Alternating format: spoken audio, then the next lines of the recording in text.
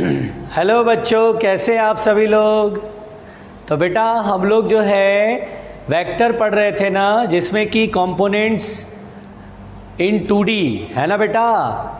2D component पढ़ रहे थे, components of a vector in 2D पढ़ रहे थे, जिसमें कि हम लोगों ने बेटा बहुत आराम से ये पढ़ा था। आपको मैंने बता दिया था, अच्छा बेटा अगर ऐसे लिखा हो, मैंने बता दिया था A vector is equal to A X I cap plus A Y J cap हो। तो बताओ अगर ए एक्स और ए वाई गिवन हो, यानी कंपोनेंट्स आर गिवन, तो बेटा इस वेक्टर का मैग्नीट्यूड कैसे लिखेंगे। तो ए बराबर लिखेंगे अंडर रूट आई की coefficient that is x component का स्क्वायर प्लस जे की कॉफिशिएंट यानी वाई कंपोनेंट का स्क्वायर। इस तरह से हम लोग जो है इस वेक्टर का मैग्नीट्यूड लिखते हैं। और डायरेक्शन के लिए मैंने आपको पढ़ाया था tan alpha is equal to, अगर अल्फ़ा x के साथ एंगल बना रहा है तो x कंपोनेंट नीचे और y कंपोनेंट ऊपर। ठीक है बेटा। अगर tan बीटा अपन को लिखना है बेटा y एक्सिस के साथ, तो y कंपोनेंट नीचे और x कंपोनेंट ऊपर। ये कल हम लोगों ने पढ़ा था बेटा, ये थ्योरी मैंने कल पढ़ा दिया था। इसी पर आज हम लोग क्वेश्चन करेंगे। हम लोगों ने components of a vector in 2D पढ़ लिया था। अब हम जम के क्वेश्चन करेंगे, जिससे कि हमें कैसे कैसे क्वेश्चन होते हैं वो समझ में आएगा। न्यूमेरिकल एक्सपर्ट बनना है, हमें हर चीज़ अच्छे से जानना है। ठीक है, तो आइए देखते हैं ध्यान से बेटा इस पर कुछ सवाल। ठीक है, आइए देखिए, मान लीजिए बेटा क्वेश्चन है बेटा एग्जाम्पल के लिए, suppose that if A vector is equal to 3i cap plus 4j cap, then find magnitude and direction of A vector. Then find magnitude and direction of A vector and direction of A vector। यानी बेटा अगर ये A vector है, देखिए A vector equal to 3i cap plus 4j cap है। तो देखिए बेटा ये x कंपोनेंट है। कैसे? क्योंकि आई कैप x इसको रिप्रेजेंट करता है और x की तरफ जो वेक्टर है वो 3 मैग्नीट्यूड यानी x कंपोनेंट है। ये क्या है बेटा? y कंपोनेंट है। कैसे? j कैप y एक्सिस की तरफ है, यानी आपको x कंपोनेंट और y कंपोनेंट मालूम है और हमें a वेक्टर का मैग्नीट्यूड और डायरेक्शन फाइंड करना है। तो यहाँ पर बेटा हम लोग a वेक्टर का मैग्नीट्यूड और डायरेक्शन, तो पहले मैग्नीट्यूड फाइंड करेंगे। Magnitude of A vector, magnitude of A vector, आराम से समझना बेटा, मैग्नीट्यूड ऑफ ए वेक्टर। तो ए वेक्टर का मैग्नीट्यूड, तो ए बराबर लिखेंगे अंडर रूट आई का कॉफिशिएंट कितना बेटा? आई के मल्टीप्लाई में 3, तो 3 का स्क्वायर 9 और जे का कॉफिशिएंट कितना? 4, 4 का स्क्वायर 16, 16 प्लस 9 क्या हो गया? 25 एंड 25 का रूट क्या होगा? 5। तो बेटा ए की जो वैल्यू होगी वो 5 यूनिट होगी। आइए अब डायरेक्शन ऑफ ए वेक्टर देखें। Direction of A vector, A vector की डायरेक्शन, तो देखिए बेटा डायरेक्शन के लिए फॉर्मूला नहीं लगाया कीजिए, पहले डायग्राम बनाया कीजिए। देखिए डायग्राम बनाना अपन को, ये एक्स एक्सिस है, ये वाई एक्सिस है। पहले देखिए ए वेक्टर दिया 3i कैप प्लस में, यानी पॉजिटिव एक्स की तरफ, ये जो वेक्टर इसका मैग्नीट्यूड 3 है। फिर y कंपोनेंट देखिए, जे मतलब y, तो प्लस में जैसे प्लस y की तरफ 4 है। दोनों का रिजल्टेंट a वेक्टर जो कि इधर होगा। हमें अगर x के साथ एंगल बताना है, अब दिखाएंगे है ना। डायग्राम बनाने के बाद अब tan अल्फ़ा निकालेंगे, तो tan alpha is equal to किसके साथ एंगल बना रहा है? 3 के साथ, तो 4 ऊपर 4/3। tan अल्फ़ा 4/3, बताइए कितना होगा अल्फ़ा की वैल्यू? तो tan 53 डिग्री 4/3 होता है। तो alpha is equal to 53 degree with X axis. देखिए मैंने यहाँ पर जो है, मैंने यहाँ पे डायरेक्शन निकाला। कोई बोलेगा नहीं सर ये बताइए, तो देखो या तो tan बीटा का फॉर्मूला लगाओ, ये 53 डिग्री है तो ये कितना होगा? 37 डिग्री। तो आप ऐसे भी लिख सकते हैं और 37 डिग्री, क्योंकि 90 में से टोटल एंगल कितना होता है बेटा? 90 में से 53 जाएगा तो 37 ही तो होगा। तो 37 degree with Y axis. 37 degree with Y axis, कोई डरेगा नहीं, यहीं पर है हम। तो इस तरह से देखिए इस क्वेश्चन को कैसे बनाया बेटा, है ना, इसको आराम से समझिए, रिवाइज जरूर करिएगा, ऐसा नहीं कि छोड़ दीजिएगा। जितने क्वेश्चन मैंने कराया है सब रिवाइज करना है, ठीक है, हर क्वेश्चन को प्रैक्टिस करना है, ठीक है, तब जाके आपको सही से न्यूमेरिकल एक्सपर्ट बन पाएंगे। चलिए और क्वेश्चन देखते हैं बेटा ईमानदारी से।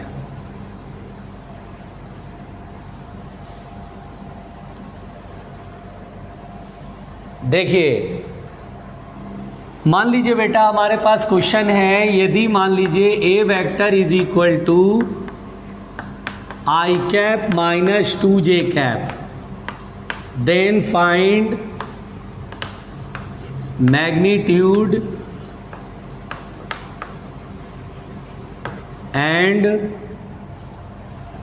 Direction of A vector. देखिए ए वेक्टर ये दिया बेटा, then find magnitude and direction of A vector.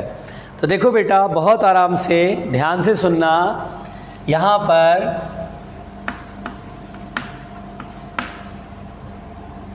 A vector दिया है आई कैप माइनस 2j कैप। अगर मुझे मैग्नीट्यूड कहेगा फाइंड करने को, तो मैग्नीट्यूड होगा mod of A vector is equal to under root magnitude, A vector का मॉड मैग्नीट्यूड है ना, तो कैसे निकालते बेटा, आई की कोफिशिएंट कितना है 1, 1 का स्क्वायर 1, जे का कोफिशिएंट 2, चूंकि मैग्नीट्यूड माइनस में नहीं होता है पॉजिटिव होता है, तो 2 लेंगे सिर्फ, 2 का स्क्वायर कितना होगा बेटा जल्दी बताओ, तो 1 का स्क्वायर 1, 2 का स्क्वायर 4, दैट इज √5, है ना, बहुत आराम से समझना। अब यहाँ पर बेटा डायरेक्शन ऑफ ए वेक्टर, तो डायरेक्शन ऑफ ए वेक्टर के लिए फॉर्मूला नहीं लगाना, पहले समझना है, ध्यान से देखिएगा, पहले समझेंगे। तो हम यहाँ पर पहले देखेंगे ये एक्स एक्सिस है, ये वाई एक्सिस है। अब देखेंगे लिखा आई कैप माइनस 2j कैप, तो आई कैप के कोफिशिएंट में क्या 1, तो देखिए थोड़ा सा ध्यान से सुनिएगा, बहुत आराम से सुनिएगा बेटा, काम की बात कर रहे हैं। तो कोफिशिएंट क्या है 1, यानी पॉजिटिव की तरफ 1, माइनस जे कैप, देखिए नेगेटिव का मतलब होता है negative Y axis, plus J cap इधर, नेगेटिव वाई यानी नेगेटिव जे कैप इधर, कितना मैग्नीट्यूड है 2, तो दोनों का रिजल्टेंट कहीं इधर आएगा, देखिए ऐसे, ये वेक्टर होगा रिजल्टेंट। अगर मुझे ये डायरेक्शन बताना, ये एंगल बताना, तो tan alpha is equal to, ध्यान देना बेटा, बहुत आराम से सुनना, इसके साथ एंगल बना रहा है तो ये नीचे लिखेंगे और ये ऊपर, 1 के साथ बना तो 1 नीचे 2, तो अल्फा बराबर होगा tan इनवर्स 2। बहुत आराम से सुनना प्यार से, with X axis, with x. अगर आपसे कहेगा नहीं ये एंगल बताओ बीटा, तो चलो भाई beta, tan beta is equal to, किसके साथ बना रहा बेटा 2 के साथ, तो 2 नीचे 1 ऊपर, 2 नीचे 1 ऊपर, so beta is equal to tan inverse 1/2 with Y axis. तो कहानी बहुत सिंपल है बेटा, अगर आप ध्यान से देखो तो बहुत इजी कहानी है, कुछ नहीं है, कोई बहुत बड़ा रॉकेट साइंस नहीं है, कोई बहुत बड़ा मतलब मिसाइल बना वगैरह नहीं बनाना, बहुत सिंपल कहानी है, बहुत सीधा सीधा कहानी है, कोई लफड़ा नहीं है, ठीक है। चलिए और बनाते हैं और सवाल करते हैं, डोंट वरी रहना, आराम से सुनते जाना, आप बहुत कुछ सीखने वाले हो। ध्यान देना बेटा,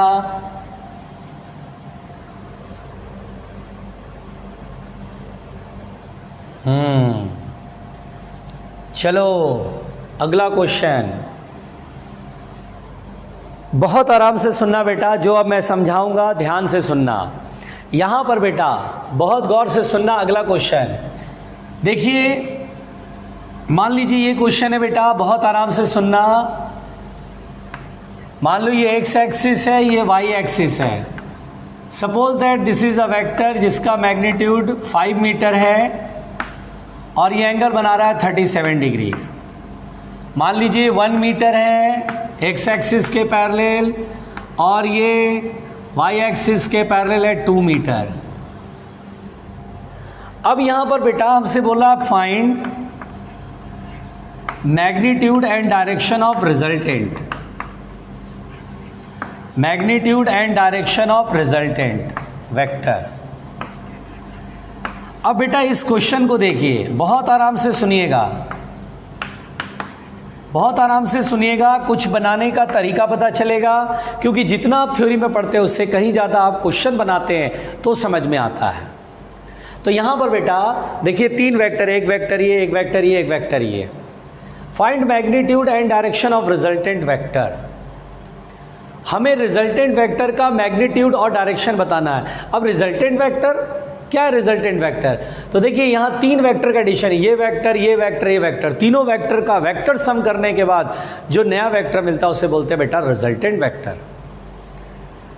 अब आप सोचेंगे सर आपने तो 2 वेक्टर का एडिशन पढ़ाया था, यहाँ तो 3 वेक्टर आ गया, फिर 4 वेक्टर का एडिशन होगा, फिर 5 वेक्टर का एडिशन होगा, फिर 10 वेक्टर का एडिशन होगा, फिर कैसे करेंगे सर? इसका कोई फॉर्मूला तो है नहीं।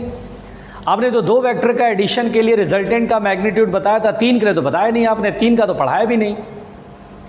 तो देखिए बेटा, देखिए क्वेश्चन से मैं आपको कंसेप्ट क्लियर कर रहा हूं कि अगर 2 से ज़्यादा वेक्टर, अगर हमें उसका रिजल्टेंट फाइंड करना होता है, अगर 2 से ज़्यादा वेक्टर है, 3 वेक्टर का सम है, 4 वेक्टर का सम है, तो उस केस में बेटा हम लोग को कंपोनेंट मेथड से क्वेश्चन सॉल्व करना होता है, यानी कंपोनेंट मेथड से इस क्वेश्चन को सॉल्व करेंगे। और आपको ये देखना चाहिए कि हम कैसे सॉल्व करेंगे, यहीं से आपको क्लियर होगा चीज़ें। तो यहाँ पर बेटा हमसे कहा जा रहा है कि इसे सॉल्व करिए, तो देखिए मैं कैसे सॉल्व करूँगा, आराम से समझना। यहाँ 3 वेक्टर का रिजल्टेंट, हम 4 वेक्टर का रिजल्टेंट, कंसेप्ट एक ही है। अगर 2 से ज़्यादा वेक्टर होते तो हम कंपोनेंट मेथड से क्वेश्चन को सॉल्व कर लेते हैं। कैसे सॉल्व करते हैं आप इस पॉइंट को समझिए। इस क्वेश्चन को सॉल्व करने के बाद इससे रिलेटेड कम से कम 5-7 क्वेश्चन और करेंगे, ताकि हम न्यूमेरिकली एक्सपर्ट हो सकें, हम चीज़ें समझ सकें। फिर पीछे का जो भी पढ़ाया है, सब्ट्रैक्शन, एडिशन है, फिर मिक्स कराएंगे बेटा, सो दैट आपका लेवल इंक्रीज हो। अब ध्यान दीजिए इस क्वेश्चन को कैसे बनाएंगे बेटा। देखिए सोल्यूशन, देखिए हमें क्या कर रहा है, find magnitude and direction of resultant vector. What is resultant vector? Resultant vector होता है कि जितने भी वेक्टर है सबका vector sum. Suppose that this is A vector plus this is B vector plus this is C vector plus, तीनों vector को sum करने के बाद जो वेक्टर मिल रहा है इसी का मैग्नीट्यूड और डायरेक्शन फाइंड करना है। आइए बेटा आर वेक्टर को देखते हैं। ए वेक्टर, ए वेक्टर कौन सा मैंने माना था? ये माना था, ए वेक्टर मैंने इसे माना था, ध्यान दीजिए। अब देखिए ये है, तो हम एक काम करते हैं, ये सोचिए एक वेक्टर है जिसके 2 कंपोनेंट होंगे, इसके टिप से एक्स एक्सिस पर परपेंडिकुलर ड्रॉ करते हैं, तो दिस इज एक्स कंपोनेंट। इसके टिप से वाई एक्सिस पर परपेंडिकुलर ड्रॉ करेंगे तो दिस इज वाई कंपोनेंट। इन दोनों का वेक्टर सम करेंगे तो ये मिल जाएगा। देखिए बेटा ये 5 मीटर है, जिधर एंगल बनाता है उधर कॉस लगाते हैं, याद है ना आपको, जिधर एंगल होता है उधर कॉस लगाते हैं, कॉस 37 डिग्री। ये देखिए 5 का इधर कंपोनेंट होगा 5 sin 37 डिग्री, बहुत आराम से। कॉस 37 डिग्री कितना होता है? 4/5। इधर आएगा 4 मीटर। sin 37 कितना होता है? 3/5। इधर आएगा 3 मीटर। तो देखिए बेटा ये रिजल्टेंट, सोचिए ये ए वेक्टर जो कि 2 वेक्टर के सम से ये बना है, इसके 2 कंपोनेंट, एक ये और एक ये कंपोनेंट का मैग्नीट्यूड कितना है? 4। एक्स की तरफ है तो ए वेक्टर को मैं लिख सकता हूँ 4i कैप, एक्स की तरफ है तो प्लस 4i कैप, ये वाई की तरफ है तो प्लस 3j कैप। देखिए दोनों को ऐड करने पर ये ए वेक्टर बना, दोनों को ऐड करेंगे ये वेक्टर बन जाएगा। देखिए आई और जे के टर्म्स में इसे रिप्लेस कर लीजिए जिससे कि आप आसानी से सॉल्व कर सकें। दिस इज द कंसेप्ट, यही आपको समझना बेटा।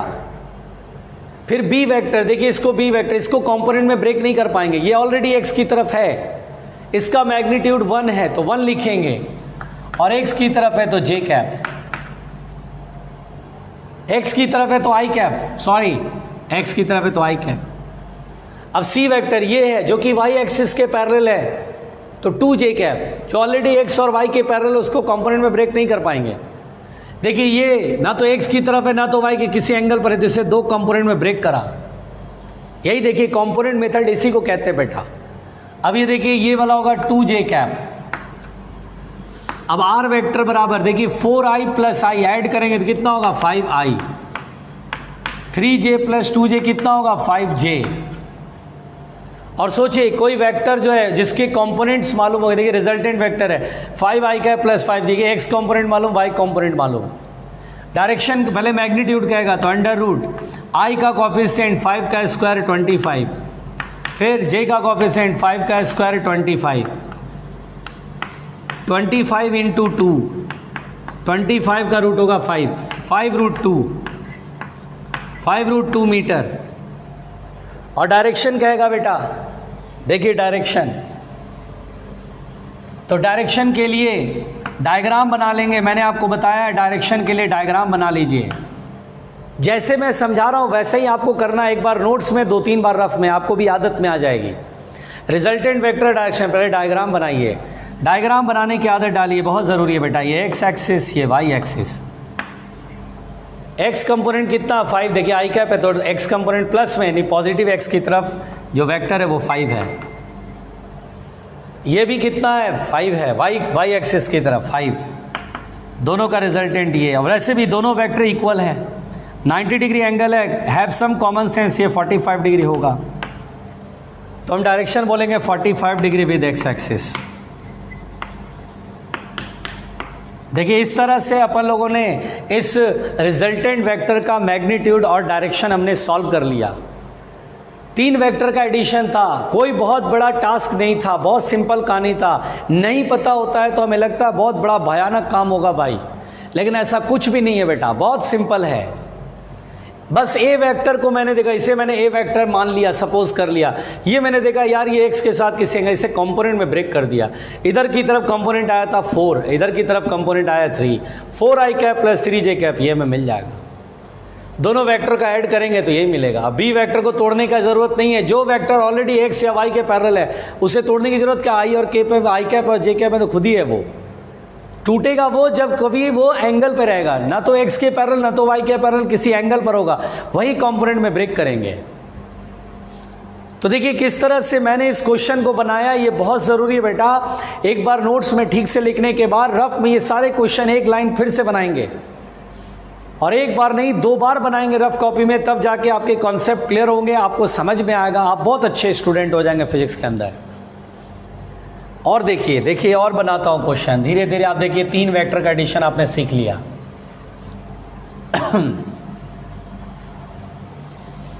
बिल्कुल आराम से देखना बेटा, देखो धीरे धीरे आप सब सीख जाओगे। अच्छा देखिए जैसे मैंने कहा एक वेक्टर ऐसे है, देखो बेटा ये एक्स एक्सिस है, ये वाई एक्सिस है, एक वेक्टर इधर है 10 न्यूटन, एक वेक्टर इधर है 10 न्यूटन, एक वेक्टर इधर है 20 न्यूटन, ये एंगल 60 डिग्री। तो बोलता है find the resultant, find magnitude and direction of resultant, find magnitude and direction of resultant vector. ठीक है बेटा, देखिए इस क्वेश्चन को ध्यान से देखिए, धीरे धीरे आपको सब समझ में आ जाएगा। क्वेश्चन से ही बहुत सारी थ्योरी क्लियर हो जाएंगी। थ्योरी जितना है उससे कहीं ज़्यादा आप क्वेश्चन में सीखते हैं, इसीलिए मैं ये सारे एग्जाम्पल करा रहा हूँ, बहुत छोटे छोटे एग्जाम्पल ले रहा हूँ बेटा। आप कॉन्फिडेंट फील करो, आपको अच्छा फील होना चाहिए, सबसे ज़्यादा ज़रूरी अच्छा फील होना, मज़ा आना चाहिए कि हाँ सर बन गया, हो गया, बिल्कुल टेंशन नहीं है बिल्कुल। अब देखो कितने वेक्टर है, देखो 1 2 3, स्मार्टली सॉल्व करना है। 3 वेक्टर का रिजल्टेंट है बेटा, है ना, magnitude and direction of resultant, यानी तीनों वेक्टर का सम करने के बाद जो रिजल्टेंट वेक्टर है उसका मैग्नीट्यूड और डायरेक्शन फाइंड करना है। तो कैसे फाइंड करेंगे ये जरा ध्यान देते हैं। पहले तो देखेंगे कि किसी को कंपोनेंट में ब्रेक तो नहीं करना, पहले चेक कर लेंगे क्या इसे कंपोनेंट ब्रेक करना है, नहीं, ऑलरेडी एक्स के पैरेलल है, वेरी गुड। क्या इसे कंपोनेंट ब्रेक करना है, नहीं, वाई एक्सिस के अलॉन्ग है, नहीं तोड़ेंगे भाई, कंपोनेंट में ब्रेक नहीं करेंगे, वेरी गुड। क्या इसे कंपोनेंट ब्रेक करेंगे, तो बोलेंगे यस, ये ना तो एक्स के डायरेक्शन में ना वाई के डायरेक्शन, इसे कंपोनेंट में ब्रेक करो। तो हम कंपोनेंट में यहाँ ब्रेक करते हैं। देखिए 1 ऐसे टिप से परपेंडिकुलर, तो ये एक्स कंपोनेंट यहाँ तक और ऐसे वाई कंपोनेंट। अब देखिए जिधर एंगल होता है उधर क्या लगाते हैं, कॉस। 20 न्यूटन है, जिधर एंगल उधर कॉस, ये होगा 20 cos 60 और ये होगा 20 sin 60। cos 60 डिग्री की वैल्यू कितना होता है, 1/2 बताया है सब मैंने। cos 60 1/2, तो 20/2 दैट इज 10 न्यूटन। अच्छा ये 10 न्यूटन है और ये कितना होगा, sin 60 √3/2 दैट इज 10 √3। तो अब बताओ बेटा, अगर खोपड़ी लगाओ, इस वेक्टर को भूल जाओ, ये कंपोनेंट में ब्रेक हो गया, ये और ये, इसको भूल जाओ बेटा, इसे मैंने हाथ से ढक लिया। अब समझो 1 2 3 4 टोटल वेक्टर 4 है। देखो ये 10 न्यूटन है और ये भी 10 न्यूटन है, देखो आ रहा है 10 न्यूटन। 10 और 10 एक दूसरे के जस्ट अपोजिट है, ये इसको कैंसिल कर देगा, बैलेंस कर लेगा। ये 10 न्यूटन एक दूसरे को बैलेंस कर लेगा, ये निपट गया, खत्म हो गया। अब तो केवल ये वाला दोनों वेक्टर और सेम डायरेक्शन में ऐड होगा। यहाँ तो रिजल्टेंट का मैग्नीट्यूड बहुत ही सिंपल है, ये दोनों सेम डायरेक्शन है तो सिंपल एडिशन होगा, मैथमेटिकल एडिशन। बताया था जब दो वेक्टर सेम डायरेक्शन होते तो मैथमेटिकल एडिशन सिंपल। इसका मैग्नीट्यूड 10, इसका 10 √3, बस हो गया भाई। 10 √3 में वैल्यू रख लो, 1.73 लिख लो, ये डेसिमल यहाँ आ जाएगा, 27.3 न्यूटन आएगा रिजल्टेंट। और डायरेक्शन बोलेंगे तो बोलेंगे वाई एक्सिस के लॉन्ग, क्योंकि देखिए ये दोनों वेक्टर एक तरफ वाई के डायरेक्शन में, तो रिजल्टेंट भी वाई की तरफ। इसने इसको काट दिया बेटा, ये 10 न्यूटन, ये 10 न्यूटन, ये एक दूसरे को निपटा दिया भाई, एक दूसरे को निपटा दिया, खत्म हो गया। 10 ने 10 को मार डाला। तो यहां पर बेटा ये सिंपली डायरेक्शन बोलेंगे वाई एक्सिस। तो ये कहानी है बेटा, बहुत सिंपल कहानी है। ये देखिए बहुत सिंपल कहानी है, बहुत आराम से चल रहा है, कोई दिक्कत? नो दिक्कत, ओके वेरी गुड। कोई भी चीज़ नहीं आती है बेटा तो क्या करना है आपको, वीडियो दोबारा रिप्ले करना है, वीडियो रिप्ले करोगे समझ जाओगे। चलिए मिटा रहे हैं इसको, ध्यान से सुनना।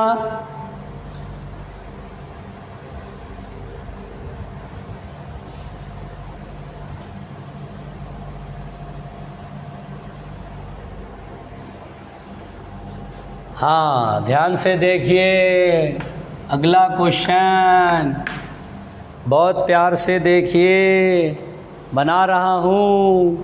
मान लो बेटा ये सर्कल है, मान लो बेटा ये सर्कल है, कोई नहीं घबराएगा, कोई नहीं घबराएगा। ओ ए बी सी, ये एरो, ध्यान से देखना बहुत आराम से। Suppose that this is X axis, this is Y axis, radius of the circle is R, ये 45 डिग्री, ये भी 45। तो बोला है बेटा find mod of O A vector plus O B vector plus O C vector. ध्यान से देखें, ये बोला है mod of O A vector plus O B vector plus O C vector. कोई घबराएगा नहीं, ध्यान से समझेगा बहुत अच्छे से। O A vector plus O B vector plus O C, अच्छा प्लस कर दिया तो ये रिजल्टेंट वैक्टर को रिप्रेजेंट कर रहा है। और मॉड, मॉड मतलब मैग्नीट्यूड। अरे यार मैग्नीट्यूड ऑफ रिजल्टेंट वेक्टर, इतना घुमा के क्यों बोल रहे हो? अच्छा मतलब तीनों वेक्टर का रिजल्टेंट निकालना, तीनों वेक्टर का सम करने के बाद जो रिजल्टेंट है उसका मैग्नीट्यूड केवल सॉल्व करना। ध्यान दीजिएगा, डायरेक्शन नहीं सॉल्व करना। तो कैसे करें भाई? चलो सिंपल, इसका सोल्यूशन करते हैं बेटा, ध्यान से देखिए। रिजल्टेंट वेक्टर, रिजल्टेंट वेक्टर क्या होता है? रिजल्टेंट तीनों वेक्टर का sum, that is O A vector plus O B vector plus O C vector, तीनों वेक्टर का सम है ना, यही तो होता है रिजल्टेंट। अब देखिए ओ ए वैक्टर ये जिसका मैग्नीट्यूड रेडियस के बराबर होगा, यहाँ से यहाँ तक सर्कल का रेडियस है। और बेटा ये एक्स एक्सिस की तरफ है, क्या मैं इसे कंपोनेंट में ब्रेक करूं या ना करूं? बताइए आंसर क्या होगा, सब लोग बोलो, जल्दी बोलो, बताओ इस वेक्टर को मैं कंपोनेंट में ब्रेक करूं या ना करूं? बताइए, जल्दी बताइए बेटा, जल्दी बताइए। तो हम बोलेंगे कि इस ओए वेक्टर को कंपोनेंट में इस ओए वेक्टर को कंपोनेंट में ब्रेक नहीं करेंगे। क्यों नहीं करेंगे? क्योंकि ऑलरेडी एक्स के पैरेलल है। तो यहां पर बेटा ओए वेक्टर जिसका मैग्नीट्यूड है आर और एक्स एक्सिस के पैरेलल तो आई कैप। ओ बी वेक्टर ये, क्या मैं इसे कंपोनेंट में ब्रेक करूंगा सर। क्यों करूंगा? क्योंकि एक्स के पैरेलल ना वाई के पैरेलल ही किसी एंगल पर है, तो ब्रेक करो आर, ये यूं और ऐसे, डरना नहीं बेटा। बताओ बेटा, ये आर तो यहां से यहां तक था ना, ये कंपोनेंट बताओ कितना आएगा? तो ये आर है, एंगल इधर एक ही एंगल कंसीडर, या तो ये एंगल नहीं हटा रहे तो इसको मिटा देते हैं, कोई एक ही कंसीडर करना है। ये कंसीडर करोगे तो कॉस इधर साइन इधर, ये करोगे तो कॉस इधर साइन इधर। बहुत ध्यान से सुनना। तो इधर ये एंगल कंसीडर कर रहे हैं तो इसके तरफ होगा आर कॉस 45, कॉस 45 1/√2। इसका कंपोनेंट इधर आर साइन 45, r/√2, क्योंकि साइन 45 डिग्री 1/√2। तो यहां पर ओ बी वेक्टर अब भूल जाएंगे, सोचेंगे इसके दो को, इन दोनों के ऐड करने से ये बना है। तो ओ बी वेक्टर जब लिखेंगे r/√2 I cap plus r/√2 J cap. बहुत बढ़िया बेटा, देखो कैसे लिखा मैंने, कैसे लिखा, यही तो समझना है, बहुत जरूरी है भाई। एंड ओ सी वेक्टर, ओ से सी, ये यहां से यहां तक, क्या इसे कंपोनेंट में तोड़ेंगे? नहीं, क्योंकि ऑलरेडी वाई एक्सिस के पैरेलल। ओ सी वेक्टर, इसको भूल जाना, ओ सी देख रहा हूं यहां से यहां तक, तो इसका मैग्नीट्यूड है आर और डायरेक्शन वाई एक्सिस की तरफ तो जे कैप। अब आई वाला टर्म यहां और यहां, इसे एक साथ कर लेते हैं, R vector equal to R plus r/√2 I cap plus J cap को एक साथ कर लेते हैं, r प्लस r/√2 जे कैप। अब एक बात सुनो बेटा, मेरी बात समझ में आ रही है ना? मैग्नीट्यूड निकालना। एक चीज और समझ लो, ध्यान से सुन लो।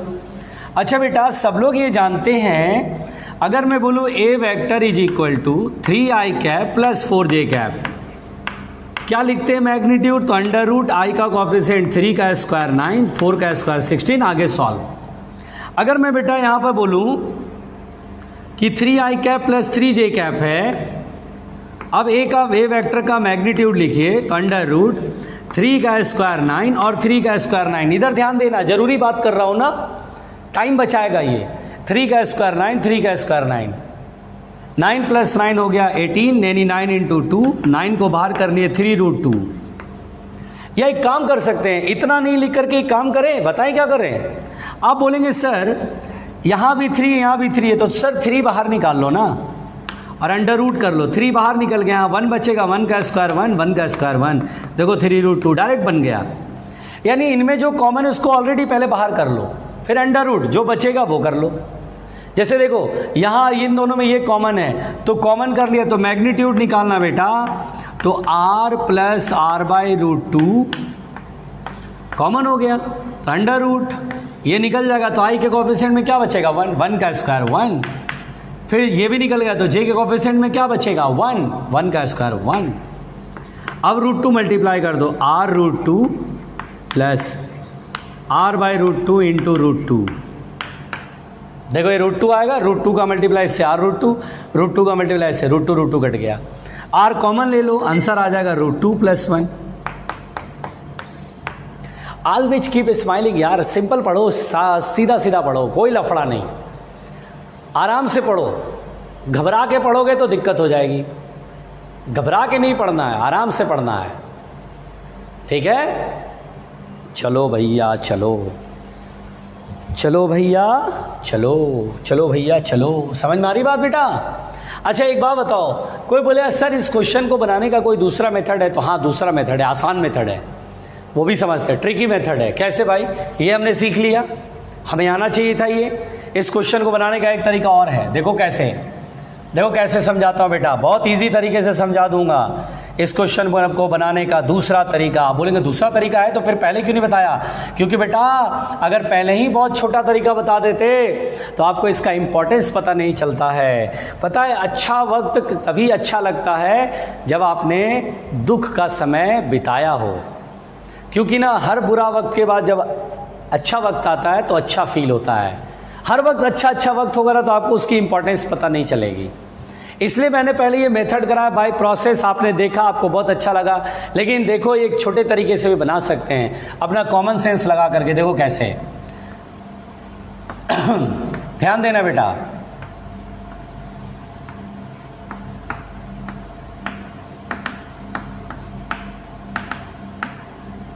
देखिए यहां पर बेटा हमें क्या सॉल्व करना है? तीनों वेक्टर का जो रिजल्टेंट आएगा उस रिजल्टेंट का मैग्नीट्यूड सॉल्व करना है। चलो अगर खोपड़ी लगाओ तो याद करो मैंने वेक्टर में पढ़ाया था, इसमें थ्योरी स्टार्टिंग में पढ़ाया था। अच्छा बेटा बताओ, दो वेक्टर परपेंडिकुलर है, इसका मैग्नीट्यूड अगर ए है और इसका भी मैग्नीट्यूड है तो रिजल्टेंट किधर होगा? तो रिजल्टेंट ठीक बीचों बीच होगा 45 डिग्री के एंगल पर, क्योंकि दोनों का मैग्नीट्यूड इक्वल है। और रिजल्टेंट कितना होगा? तो जो भी वेक्टर का मैग्नीट्यूड वो लिखो, उसमें √2 मल्टीप्लाई कर दो, a√2। देखो ना, आप सॉल्व करना चाहो तो कर लो। रिजल्टेंट, दो वेक्टर का रिजल्टेंट का मैग्नीट्यूड का फॉर्मूला क्या होता है? √a² + b² + 2ab cos θ। a² + b², b की जगह भी क्या है? a² + 2a × a² cos, और दोनों वेक्टर बीच का एंगल 90 डिग्री, cos 90 0 खत्म, a√2 ही तो आएगा। ये थ्योरी कराया भी था।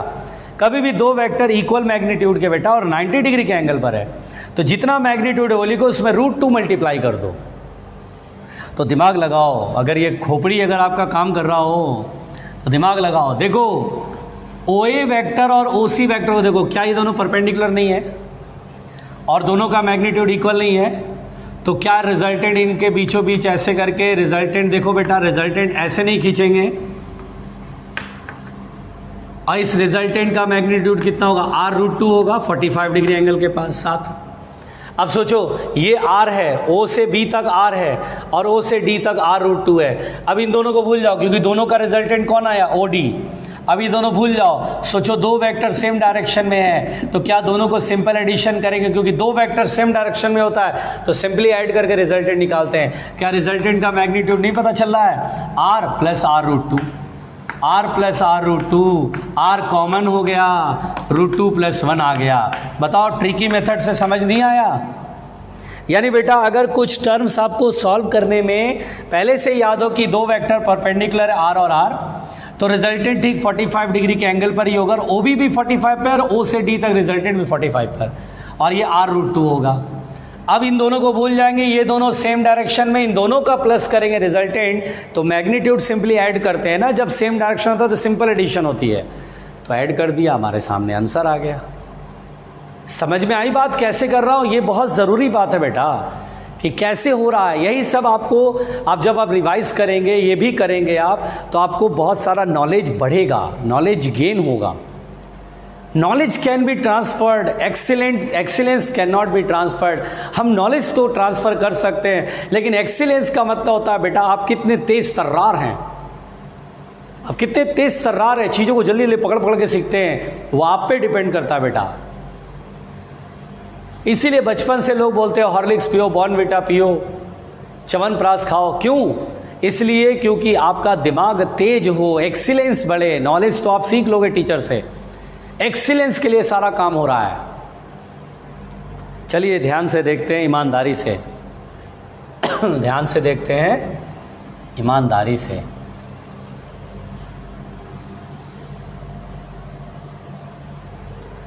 देखो बेटा देखो, अगले क्वेश्चन की तरफ बढ़ते हैं। डरना नहीं, मैं यहीं हूं। देखिए, a body moves 10 meter towards north, comma, ठीक है, फिर 10 metre towards east, and then 5√2 meter towards southwest, then find displacement in the body.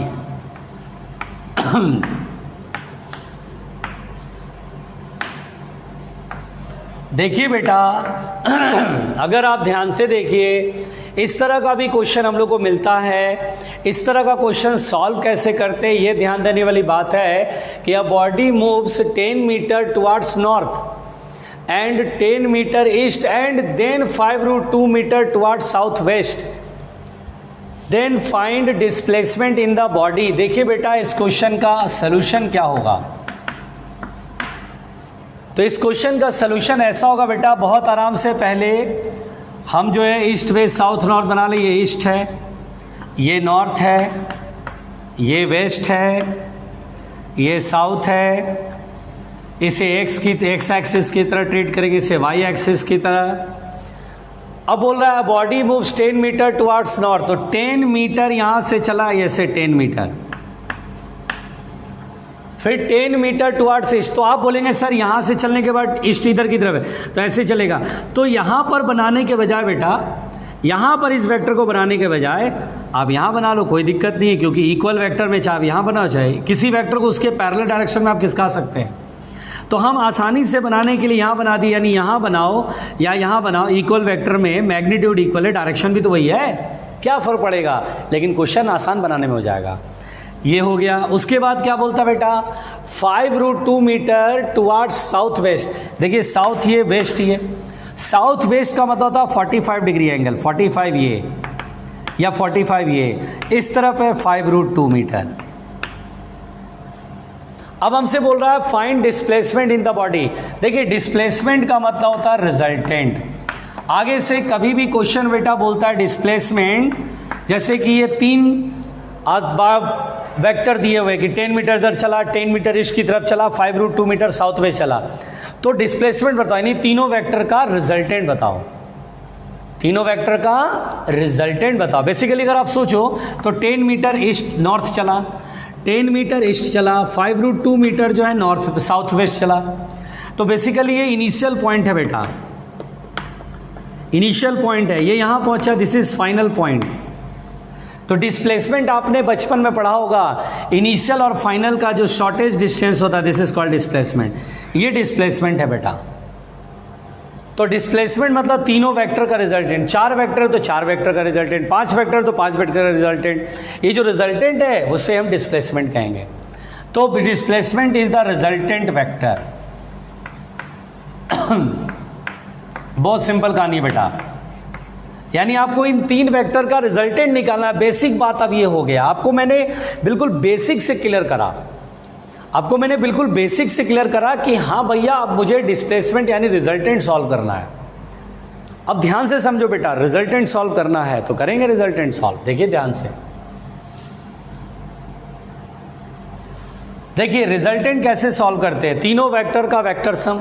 चलिए वेक्टर सम करते हैं, या पहले एक काम करते, चले नहीं कुछ नहीं, पहले आप इसे ए वेक्टर मान लीजिए, ए वेक्टर, इसे बी वेक्टर मान लीजिए, बी वेक्टर, और इसे सी वेक्टर मान लीजिए, C vector. A vector plus B vector plus C vector.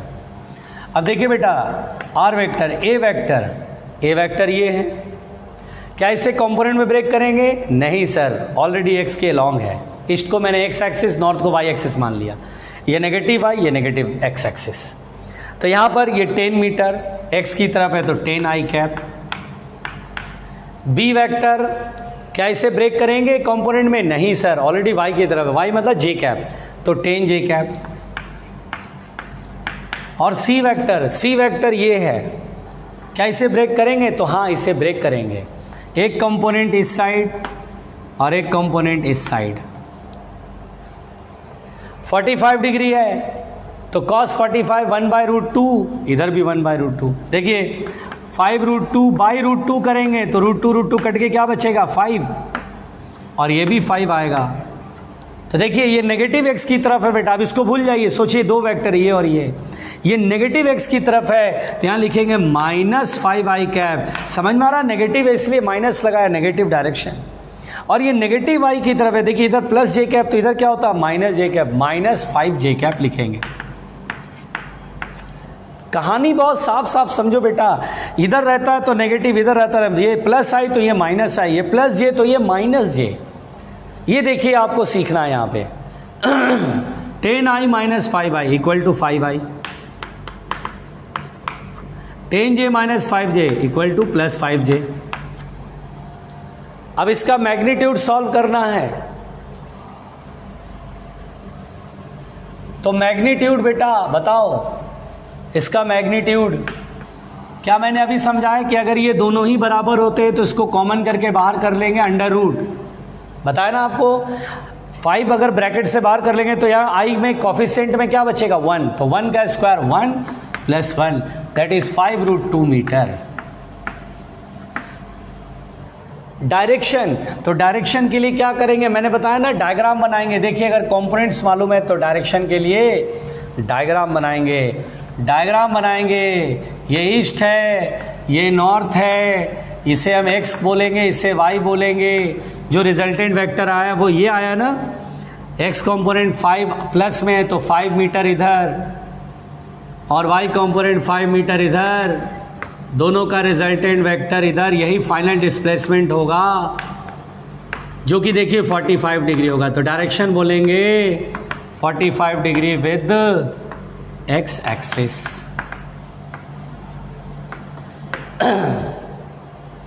तो आज मैंने आपको क्या कराया, कंपोनेंट्स इन 2D के क्वेश्चंस कराएं। अभी 1-2 दिन मैं सिर्फ क्वेश्चन कराऊंगा, आपका बिल्कुल कंसेप्ट न्यूमेरिकली बिल्कुल मजबूत करना है मुझे। मैंने जितने क्वेश्चन कराए हैं वो सब रिवाइज करो, पूरा लिख के रिवाइज करो, नोट्स में लिखो, फिर रफ में उसे 2-3 बार कर लो। न्यूमेरिकली अगर एक्सपर्ट बनना है, डीपीपी अब मिलेगा बेटा, और डीपीपी के क्वेश्चन तभी सॉल्व होंगे जब आप न्यूमेरिकली एक्सपर्ट हो जाएंगे। तो ठीक है, आज के लिए इतना ही काफ़ी है। Thank you.